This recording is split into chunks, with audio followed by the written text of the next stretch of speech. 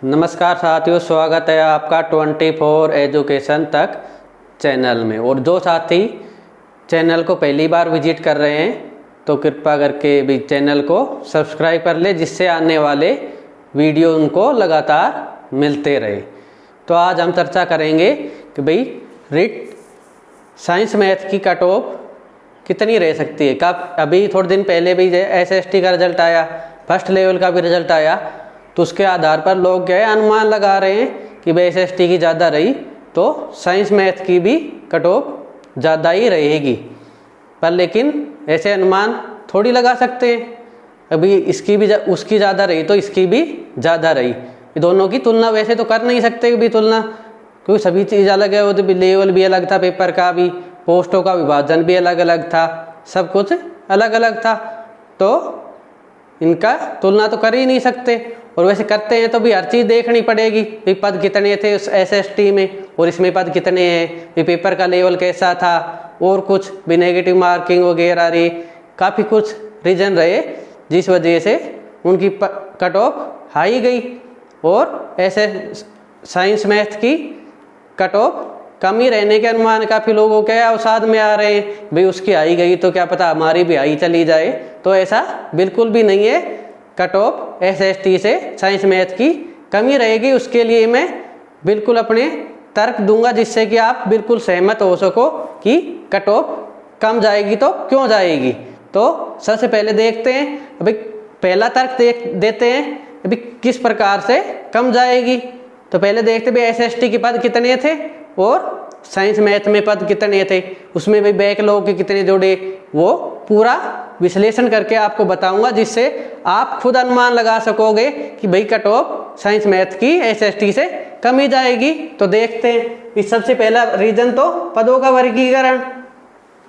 भी SST में कितने थे, 3591 टोटल पद थे, और मैथ में कितने थे, 7435, लगभग डबल ही मान सकते हो। और उसके बाद भी SST में नॉन TSP का लगभग 2900 पद थे और TSP में 500 कुछ पद थे लगभग।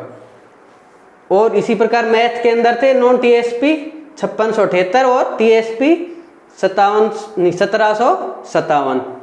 उसके बाद क्या हुआ, जैसे शुरू में नोटिफिकेशन आया तो उसमें बैकलॉग के पद कुछ पद जुड़े हुए थे, तो उसके बाद और जोड़ दिए गए, दोबारा से संशोधित होकर आया नोटिफिकेशन।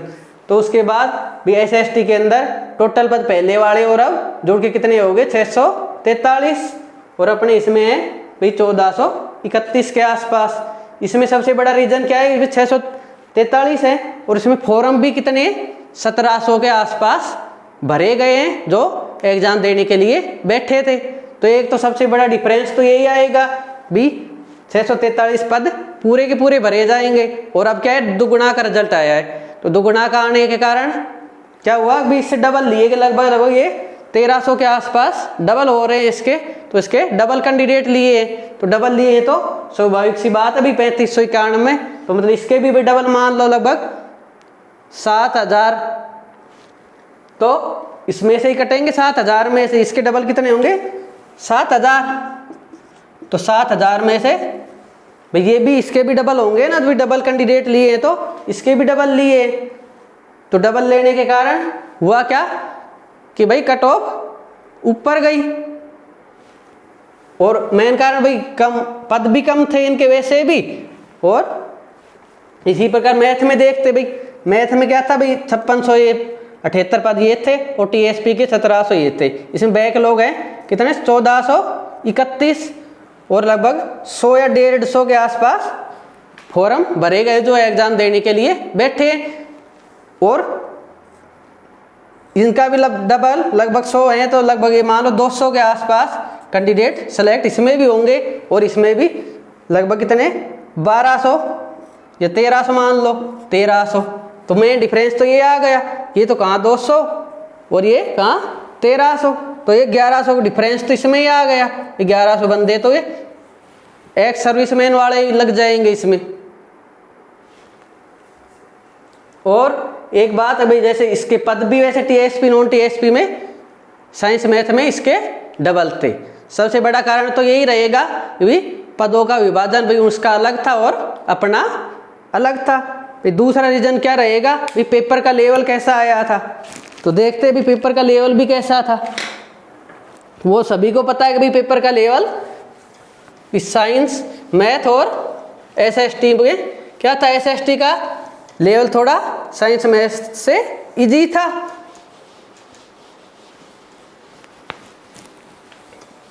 दूसरा रीजन,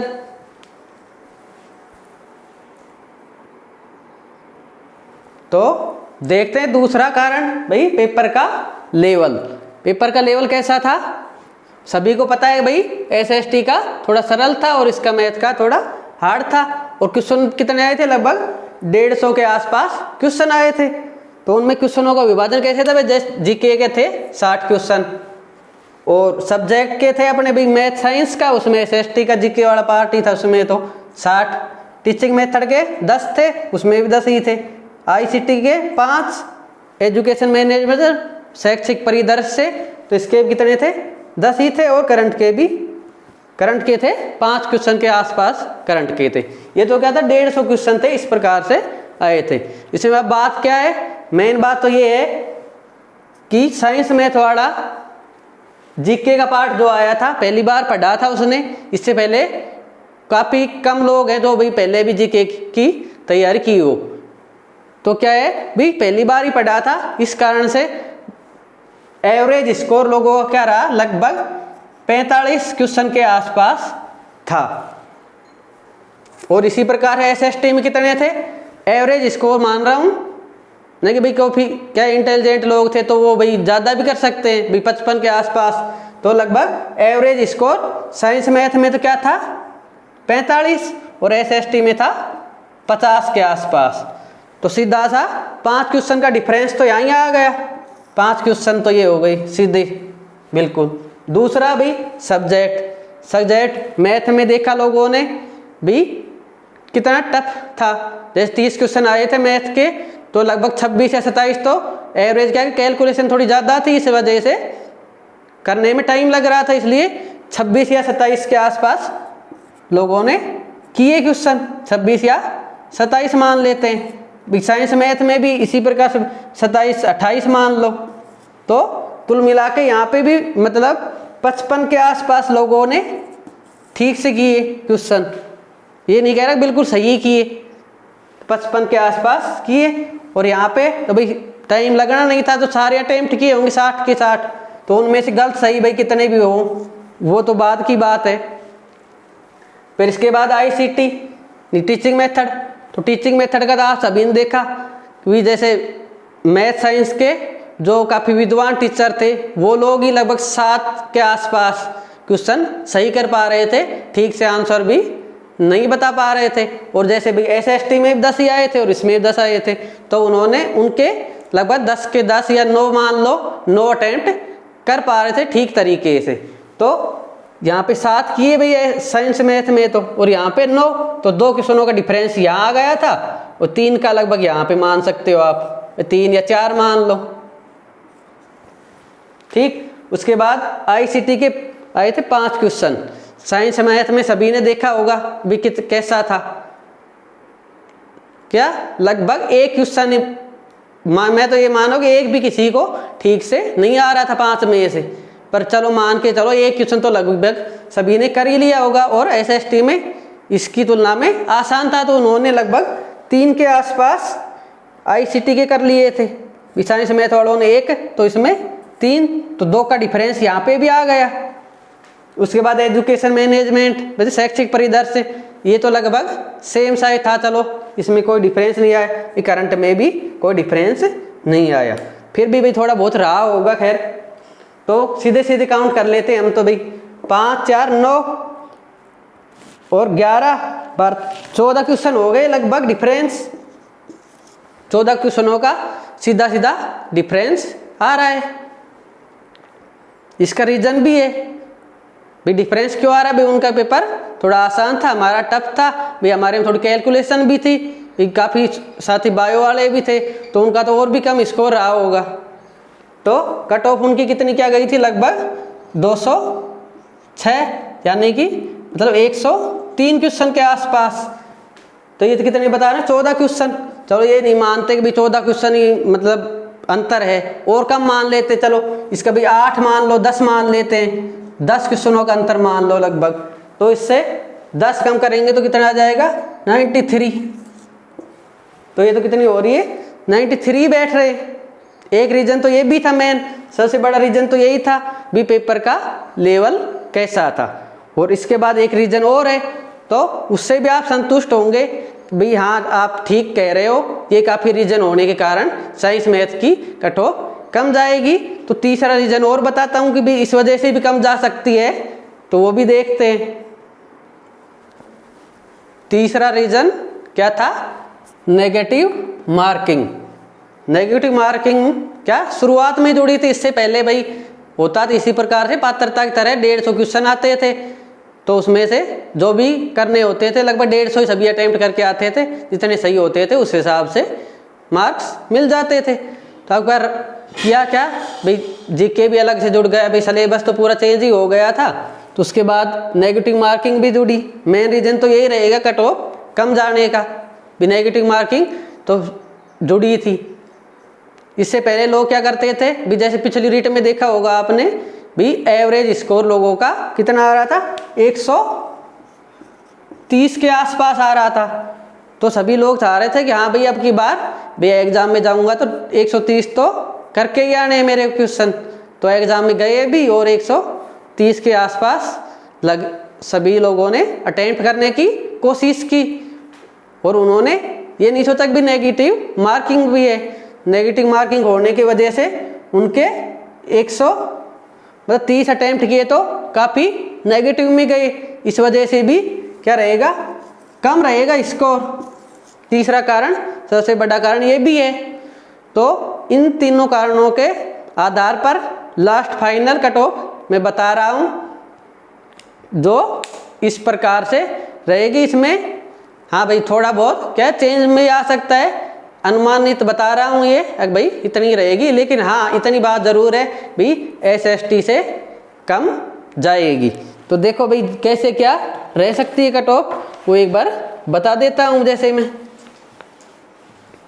रीजन आपको पता ही है, पदों का वर्गीकरण भी था, पेपर का लेवल भी देखते हुए, तो एक बार कट ऑफ मैं बता देता हूँ। जैसे भाई जर्नल क्वेश्चन लिखूंगा खाली भाई इतनी, जर्नल तो जर्नल की कितनी जा सकती है लगभग 90 से 92 क्वेश्चन।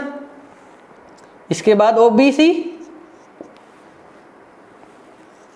80 से 90 क्वेश्चन, EWS 85 से 88 क्वेश्चन, MBC 83 से 86, SC 77 से 80 और ST 72 से 75। ये तो क्या है नॉन TSP और TSP की जनरल, SC और ST। तो जनरल की है 80 से 85, 71 से 72 और 66 से 68। तीनों तरीके से विश्लेषण करने के बाद फाइनल नतीजे पर पहुंचा हूं कि भाई SST से कम ही कट ऑफ जाएगी। तो देखते हैं भाई कितनी नॉन TSP की जर्नल की जाएगी 90 से 92 क्वेश्चन, OBC की 80 से 90, EWS की 85 से 88, MBC 83 से 86, SC 77 से 80 और ST 72 से 75। इसी प्रकार TSP की 80 से 85 जर्नल, SC की 71 से 72, ST 66 से 68। ये क्या है 2 गुना की कट ऑफ बता रहा हूँ ये खाली। इसके बाद भी 2-4 क्वेश्चन और बढ़ जाए फाइनल की। खैर अभी तो भाई जैसे भी आंसर की आएगी तो उसमें कुछ क्वेश्चन भी डिलीट होंगे, या कुछ चेंज होगा, आंसर भी बदले जाएंगे, तो उस आधार पे भाई कुछ फर्क और भी रह सकता है। खैर तो लगभग इतनी ही रहेगी, इससे ज़्यादा बिल्कुल नहीं जाएगी। और जो साथी बिल्कुल टेंशन ले रहे हैं, टेंशन लेने की आवश्यकता बिल्कुल भी नहीं है। आप बिल्कुल निश्चिंत रहे कि SST से कम ही जाएगी। हाँ साथियों, अगर मैंने जो विश्लेषण किया अगर आपको अच्छा लगा हो तो मेरे चैनल को सब्सक्राइब ज़रूर करना। धन्यवाद साथियों, मिलते हैं अगले वीडियो में।